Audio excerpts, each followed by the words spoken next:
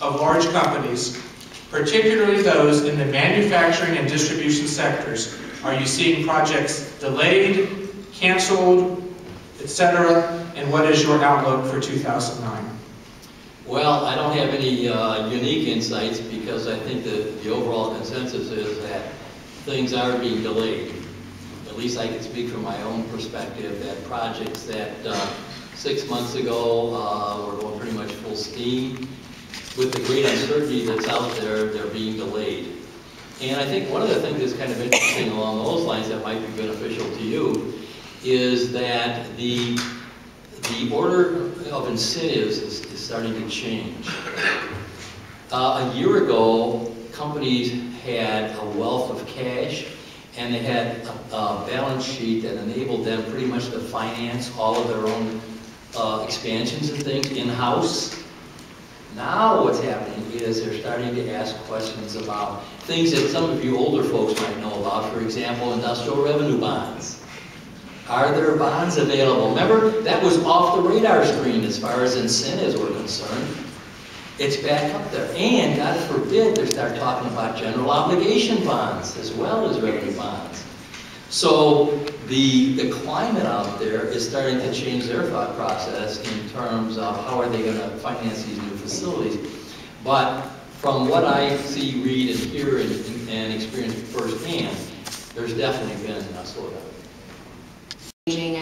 And we're seeing incentives become more and more a driver on the project, and the companies are having to ask the question, can we even do this project?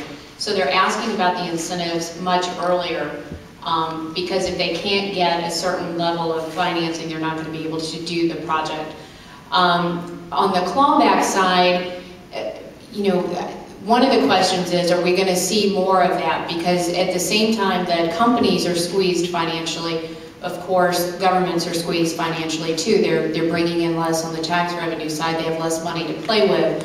And some might even be filing for bankruptcy. But, so are we going to see more communities and more states say that you've got to hit these thresholds, or you're going to have to forego the rest of the benefits, or you're going to have to pay back, maybe even with interest and penalties? I think we'll see some of that because there's going to be a lot of pressure on how we spend our public money. So I do think we'll see that. I think we would have seen some of that anyway, though, because that trend had already been somewhat established. I think another question, though, that may be even more interesting is, for those of you that have clawbacks and your competitors that have clawbacks that have already been signed by companies, those clawbacks are now being called. So we're hitting those thresholds. Companies are failing to meet their obligations. So what are you going to do? How hard are you going to stick to your guns? How cooperative are you going to be? Do you even have the leeway to be cooperative? And I think that's just starting to unravel, and I think that'll be the thing to watch. For example, a client that was East Coast based, that was expanding stores to the West Coast and into the Midwest, needed to do a facility, probably someplace in the Midwest. That project has been put on hold. We hope not canceled, but primarily because the plan was now not to open new stores, but to close stores on the East Coast. So it's all a capacity issue regarding warehouse distribution. I think, to agree with my colleagues, now is a great time to be doing your planning. We talked about this at the roundtable. Understand your logistics cost and your competitive advantage in certain marketplaces, because what's going to happen is that the new retail model is going to change. Retailers are going to be looking for more efficiencies, more cost cutting. Now, how are they going to do that? The whole key is distance to market and getting the goods more efficiently to the market. So you can help them do that with existing buildings, with good sites, ready to go sites, whatever it might take. Now's the time to do your homework, because I would say we've got about a 12-month lull, but there is going to be planning taking place during '09, there's no question, for expansion beyond. Bank.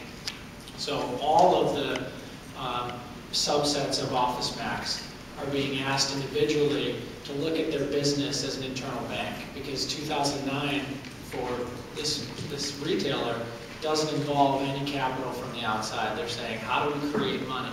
And what that means for real estate at OfficeMax is 110 stores that were going to be opened in 2009, not opening.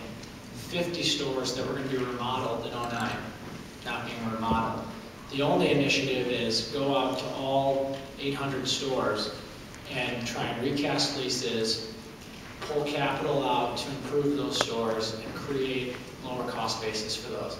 So it's a balance sheet game for these guys. They're trying to figure out, do we own these assets? Do we lease these assets? Can we pull money out and then put that money back into our business to operate for 2009? So it's